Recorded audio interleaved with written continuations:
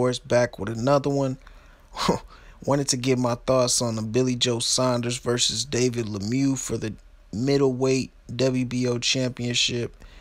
And, I was expecting this to be a competitive fight.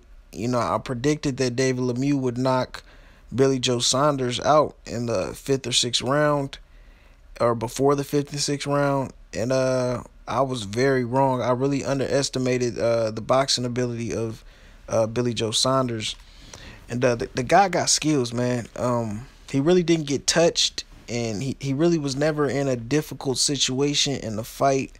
So you really can't judge his heart. You can't really judge if, what's deep down inside in him, if he's willing to get off the canvas or,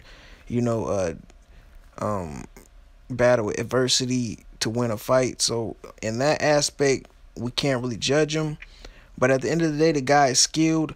As far as the level of competition David Lemieux is, he's definitely, before this fight, I definitely rated him as a top 5 middleweight. So you got to rate this win up, pretty far up there.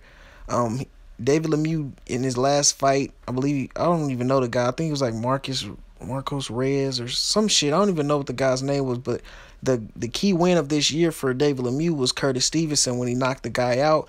And, that's really not saying a whole lot. Curtis Stevenson really hasn't been, at that top tier in quite some time, or I don't even know if he was ever there. But this was definitely a good win for David Lemieux. He outboxed the guy. He toyed with the guy. It was definitely situations in the fight to where I thought that if Billy Joe really put his foot on the gas, he could get David Lemieux out of there. I want to say it was like the 10th or 11th round. Billy Joe landed like a vicious lead uppercut on David Lemieux, and he really stunned him. And he just, didn't really go after him. So he definitely, throughout the entire fight, he had respect for David Lemieux. But I really never saw him really touch. It was maybe about 3 or 4 times that I saw David Lemieux land significant shots. And other than that, it really wasn't anything. I want to say David Lemieux might have suffered a broken nose this fight. It was gushing, from probably like the later half of the fight. The nose was an issue there. But what really ticked me off is at the end of the fight when they interviewed David Lemieux, the guys talking about his left hand or shoulder or some shit was bothering him from the second round on. Like, dude, you was getting outclassed before the fucking second round. Like, what is you talking about, dude? Like, get the fuck out of here, man. So, I just hate it. Like, everybody got to come up with excuses, man. Just, if it was really bothering you, then don't, continue to fight.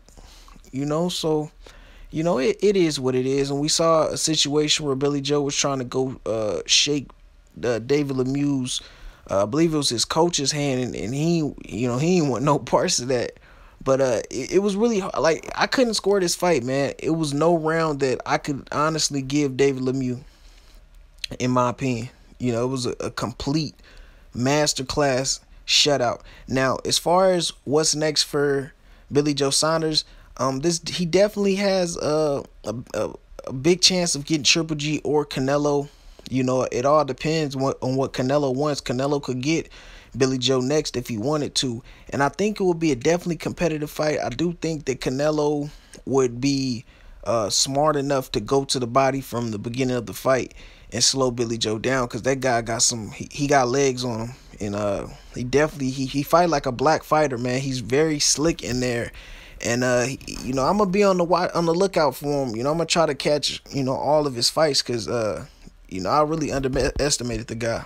But make sure you give me your thoughts. As always, like, subscribe, and hit that bell icon to be notified when all my latest content drops. And I'm out.